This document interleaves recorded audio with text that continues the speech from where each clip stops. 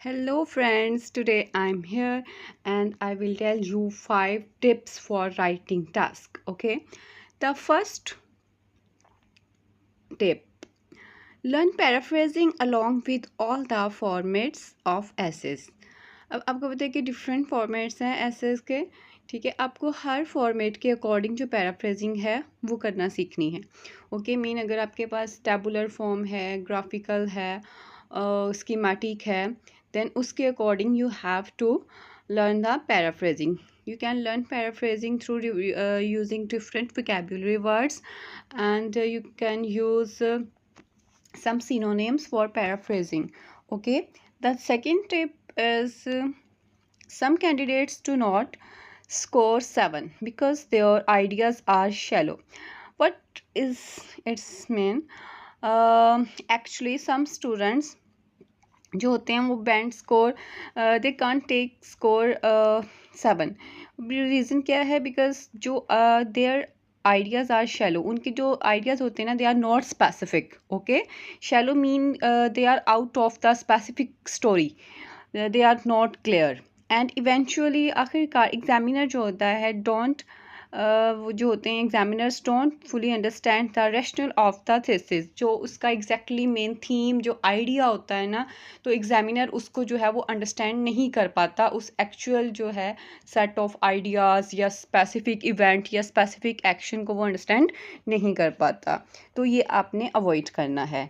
The third thing you have to avoid is please read the question well before you embark on your writing mission. जैसे ही आपने अपना writing mission start करना है उससे पहले आपने जो आपकी क्वेश्चन स्टेटमेंट है उसको बहुत क्लियरली रीड करना है। You have to clear it, you have to read it very clearly.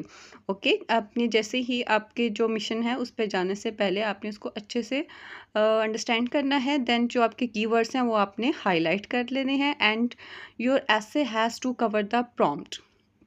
Prompt mean जो उसका बेसिक आइडिया है, जो उसका एक्शन है, मिशन है, आपका जो ऐसे है वो कवर करना चाहिए। वो जो आइडिया है, जो थीसिस का मेन थीम है, वो आपको आपके ऐसे में नज़र आना चाहिए।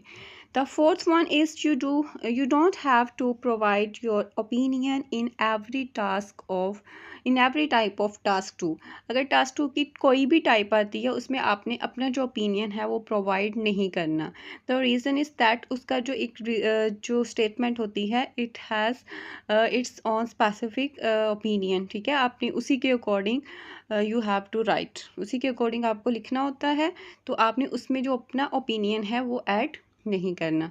Okay, the fifth tip, there is only one central idea in each body paragraph। जो बॉडी पैराग्राफ्स होते हैं, 3 बॉडी पैराग्राफ्स होते हैं, जो हर बॉडी पैराग्राफ में आपने एक सेंट्रल आइडिया को लेकर चलना है। आपने 2 या 3 को वहाँ पे मर्ज नहीं कर देना और उसी एक सेंट्रल आइडिया जो आपका मेन आइडिया है उसको आपने उसके अंदर अच्छे से इलेबरेट करना है। ठीक है, आपका मेन फोकस एक आइडिया होना चाहिए।